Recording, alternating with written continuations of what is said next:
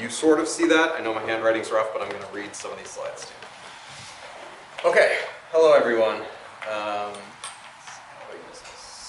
Okay, today I'm going to talk about building a sovereign internet, how and why, and what that is.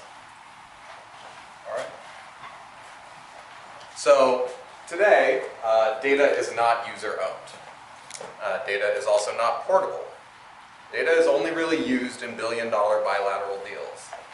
Google and Apple and Facebook make deals together to share and monetize your data, and Reddit and OpenAI make deals to create models from your data.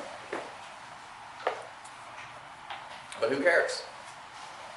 Users don't care. They don't care about privacy. They value convenience. However, there are hidden costs to these arrangements. In particular, the internet could be more powerful with data portability. There are roads that exist in the internet that cannot be built because data is not portable. And there are marketplaces that extract fees because of the way that the internet's data economy works. And there are ads that we are all fed that extract user attention. And we have no means to really overcome these things. And there's not really so much hope on the path to improving this. To actually improve it, you'd have to build a disruptive product that people benefit from using. You can't convince users that privacy is important to them. I don't think that that preference is really going to change. So how do you bootstrap a disruptive product that breaks the cycle of how data works today? It's a really hard thing to overcome. But I think cryptography gives us some solutions.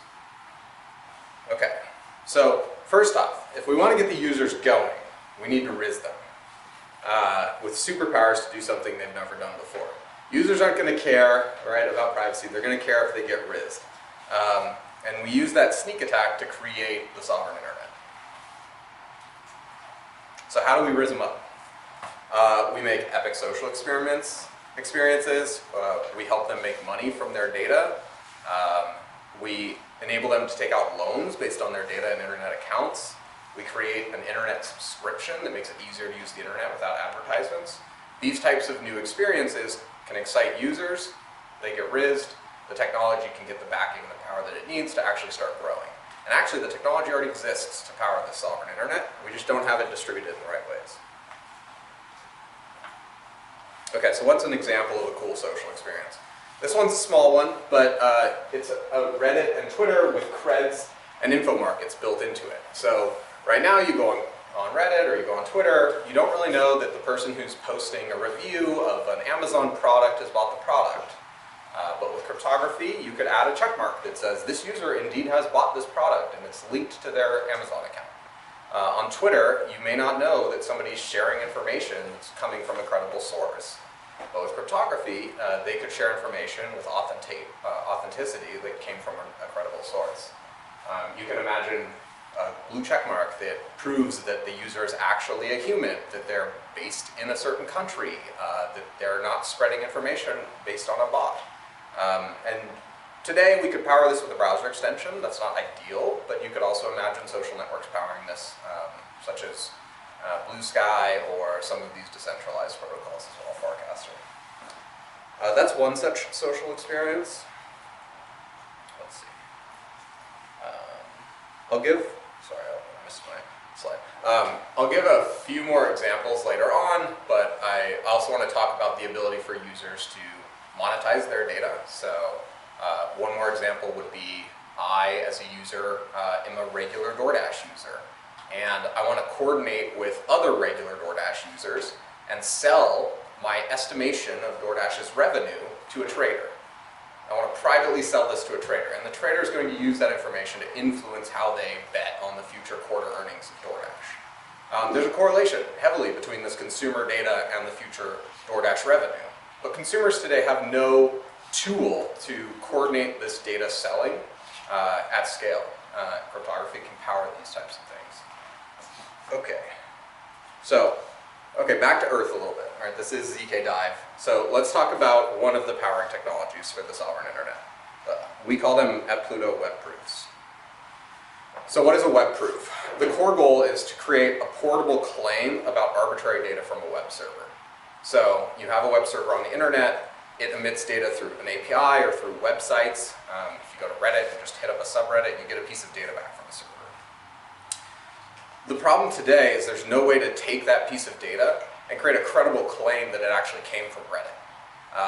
You can get the data back from Reddit, but there's no way for a third party to verify that actually came from Reddit if the person who requested it isn't the person verifying that. And there's some trust assumptions to creating this portable claim, which I'll get into. But first I'll talk about how to create such a claim. And really the challenge of this right now is that the internet is powered by encrypted communication. And can we piggyback on those communication channels? Unfortunately, the answer is no, because the internet is powered by symmetric encrypted communication. So if a user goes to Reddit and they get the contents of a subreddit or their user karma, right now, the key that encrypts the data that comes back from Reddit, which everything you get from Reddit comes back encrypted, the key is symmetric. So the server has it and the client has it. And because the key is symmetric, either the client or the server can encrypt or decrypt any data that's equivalent. So we have no way to make a proof that says, hey, this encrypted data actually came from the server, not the client. And the client didn't cheat this process by just using the key to make a false response. And so really that's the reason data is not portable on the internet. If we had just not used symmetric keys for this exchange, data would be portable. Or if we'd signed the results, data would be portable. We'd have a very different internet. Okay, so how do we do it? There's really only two solutions. Don't give the user the key, because we can't change the server. We can't change all the internet servers. So one solution, we don't give them the key. The other solution is we observe the traffic and which direction it came from. These are the only two solutions I'm aware of. So how do we not give the user the key? One way is while we're starting a TLS session, we split the secret randomness that is going to initialize that key between a group of parties. And now the user can no longer encrypt and decrypt by themselves. They actually have to coordinate with some subset of parties in order to do it. The other way we could do this, we can observe the encrypted traffic. So we send it through a proxy. It can be encrypted. We observe that the traffic passed through the proxy. And as a result of that, we can tell whether the client was sending to the server was sending to the client. Or we could use a T, which pretty much observes the encrypted traffic. Okay. Okay, so getting into it just a little bit deeper, how does TLS work, which is the encrypted communication protocol of the internet? So there's a client, there's a server, and they start a connection. The client reaches out and says to the server, I would like to start encrypted communication with you. Anyone on the internet can do this with web servers that are public. The server sends back 32 bytes of random data, and the client, in its initial request, also sent 32 bytes of random data. On each side, they perform what's called Diffie-Hellman. They derive a shared key from that 32 bytes of randomness. And the result is a key that then encrypts or decrypts any of the communication over the channel. So getting into how we could solve this problem, if we split the client's secret in MPC, and then only encrypt and decrypt in MPC, we've added a third party who can privately give authenticity to that original claim. And now, when they go to encrypt, they ask that third party, please help me encrypt this. And the third party says, check, this is going from the client to the server. And then when the server sends back a response, they have to ask that third party again, please help me decrypt this. And in MPC, they decrypt it. And the observer notes, oh, this came from the server instead of the client. This is how you make a web proof today. And there's a few different teams that have been working on this. And this is a super powerful tool because it allows you to, with an observer who does not necessarily see all of the private information of the connection, in fact, it's privacy preserving, you can now create a portable claim that allows a user to say, prove their Reddit karma and move it over to a different social network.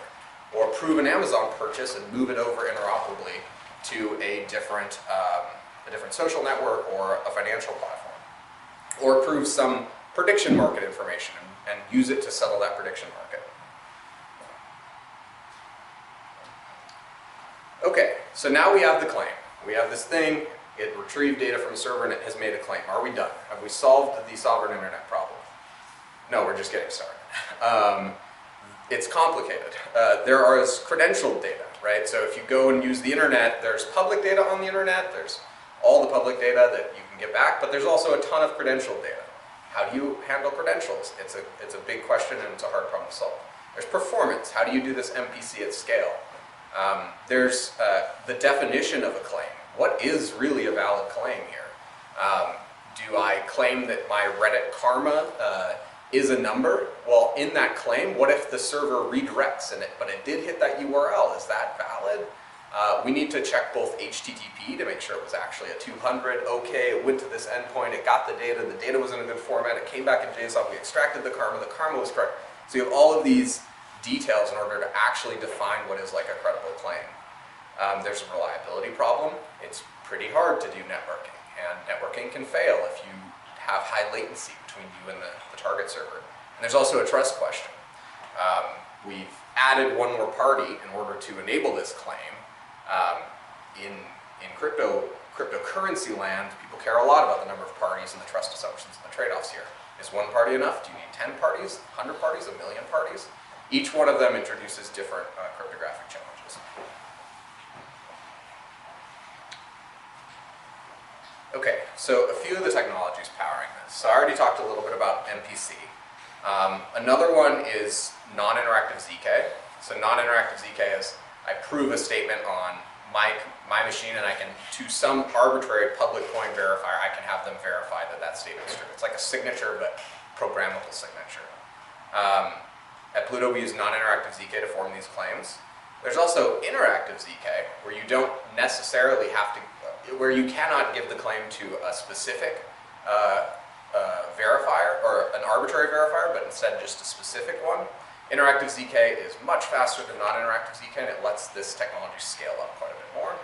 There's MPC, which I mentioned, and then there's Ts. Ts are essentially a gigafast crypto box. You can put anything in it, get magic crypto out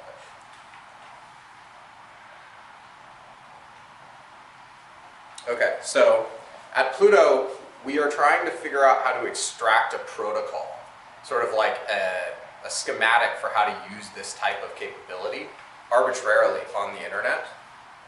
And if we zoom out and talk about the challenges that I raised, there's 4 key parts to extract a protocol from this noise. So one is around attestation.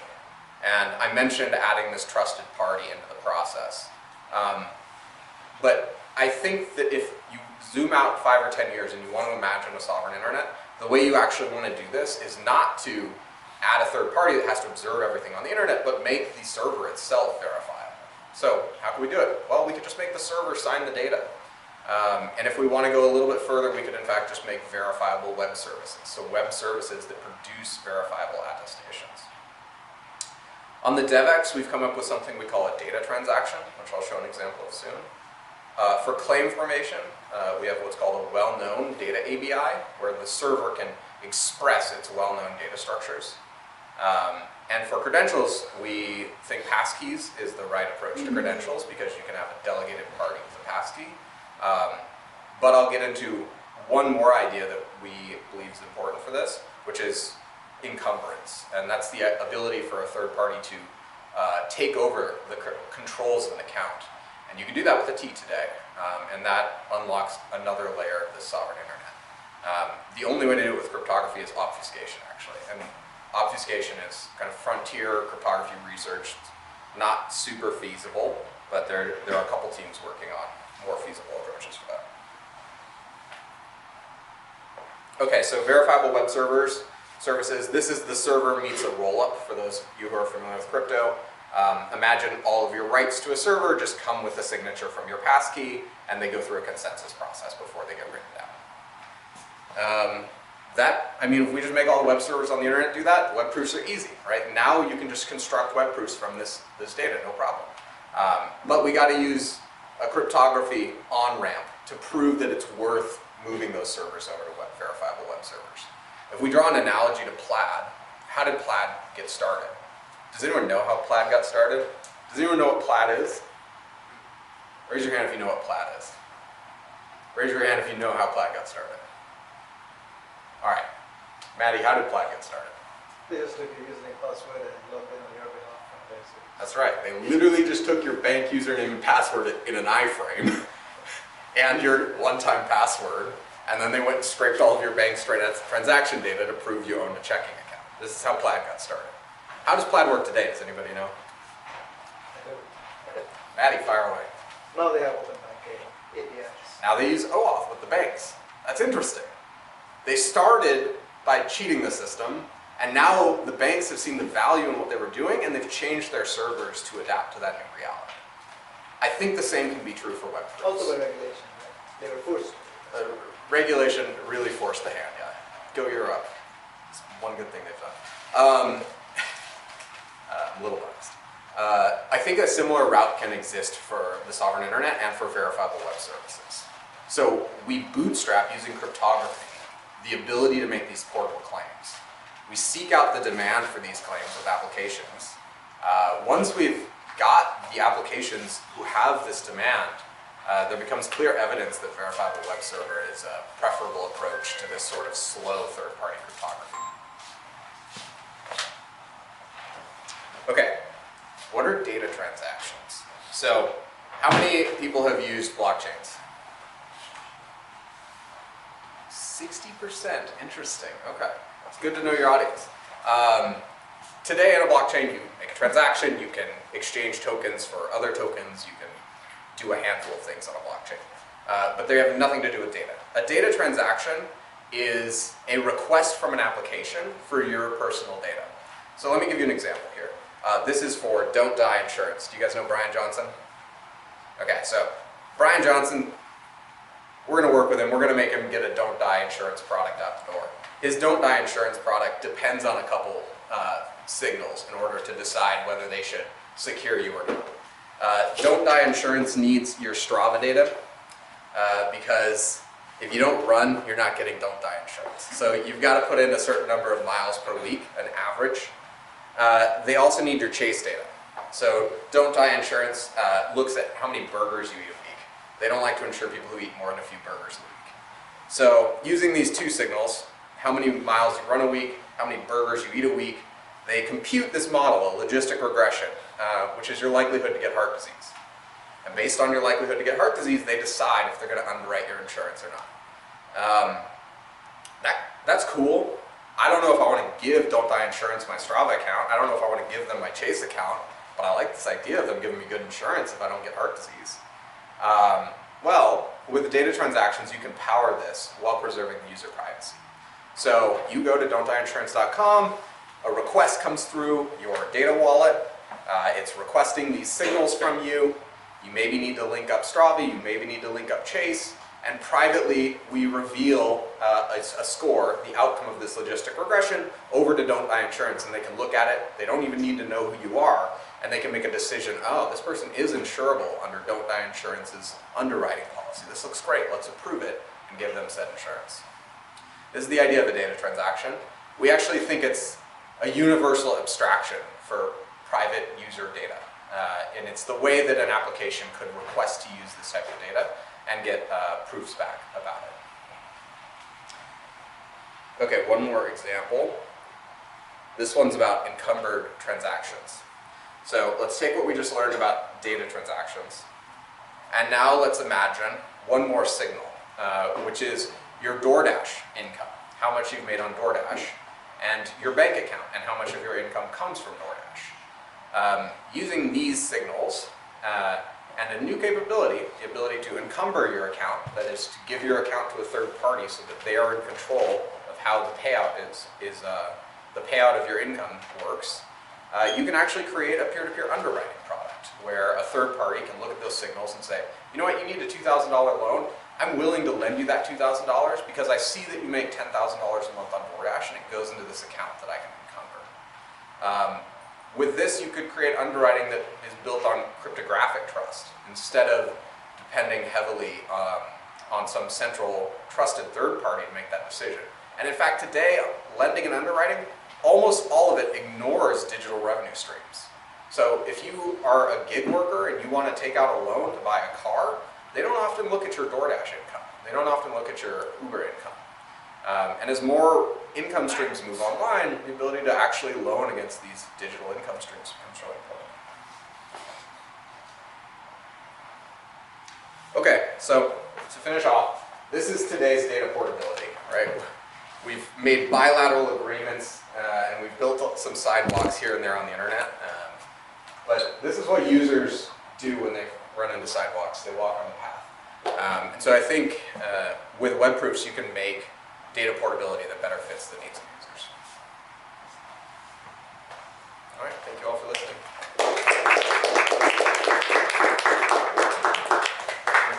We have another 10 minutes if people want to ask questions about this or ZK-TLS in general.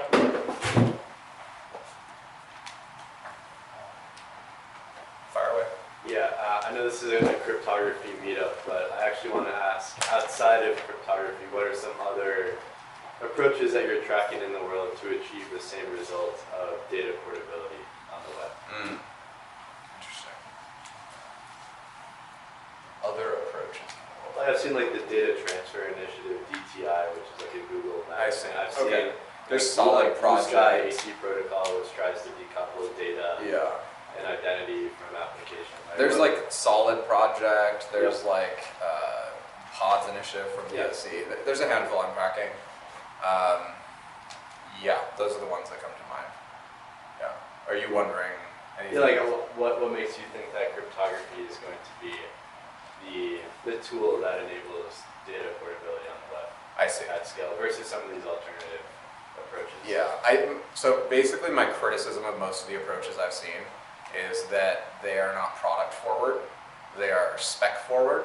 So they kind of operate like the IETF. They go in a hole and they're like, the future of internet data portability is X, and they like write a 800-page document about the future of data portability, and then they like put it up somewhere and they're like, all right, everybody, we're a consortium, we're going to implement this thing, and they're not actually product forward. They're not like trying to change consumer behavior or give consumers new capabilities. They're just trying to define the spec and hope it comes true. I don't think that you make changes by writing specs. I think you make changes by building disruptive products. Okay. Thank you. Any other questions?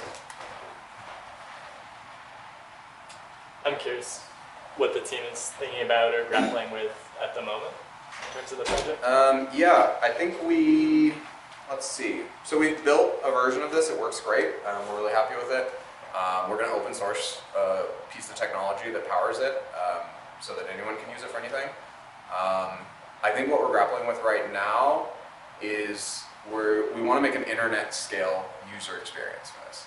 So right now, the technology works. It has an okay user experience, but we think it's hard for like 1 million people to show up on a website, everybody like go through it. If we think about like the wallet analogy, for those of you who know crypto, like using like a wallet that's an extension, it's like kind of painful, and that's kind of how the UX of our web proofs is today. It's a bit painful. Is it currently an extension? We have an extension, we have a mobile app too, yeah. But we're gonna get rid of both of those. So that's a big part of improving the user experience. Yeah, go ahead. Kind of similar, but what is the user experience right now? The user experience currently is you go to a website, you say, approve my Reddit karma, click a button, it prompts you to install an extension if you don't have a browser extension. Extension gets installed, you wait 30 seconds, and it proves your karma, and then the app can use that proof to verify on a blockchain or verify on a different web server and import in the karma data. So.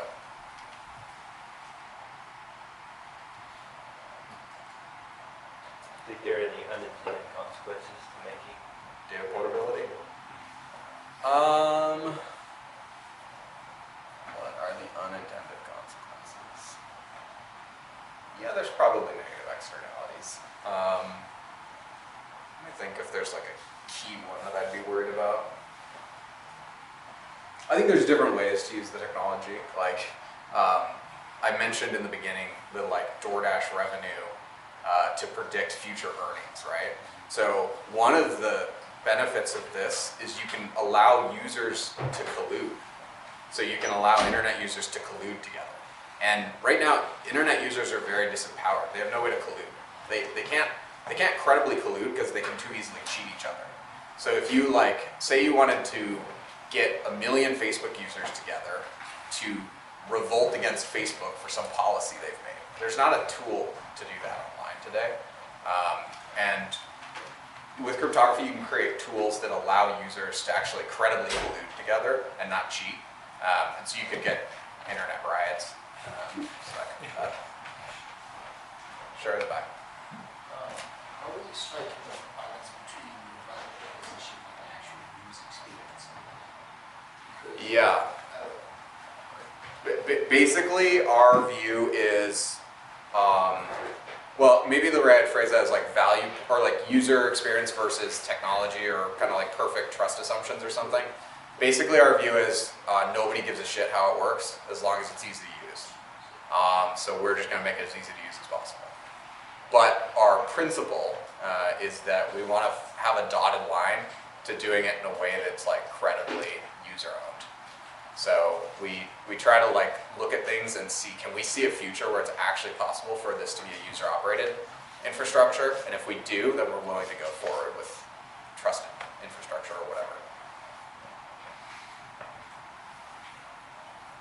Did you have one more? Yeah, how does the user experience change once a web platform or service becomes a verifiable one? And also, what is your pitch to existing web platforms to actually cryptographically on-ramp into a verifiable web service? Yeah, we're not even trying to pitch them yet, because for us it's like get demand first. So I think the future pitch would be, hey, we've built, we have a partner who built this market that is powered largely by data from your system.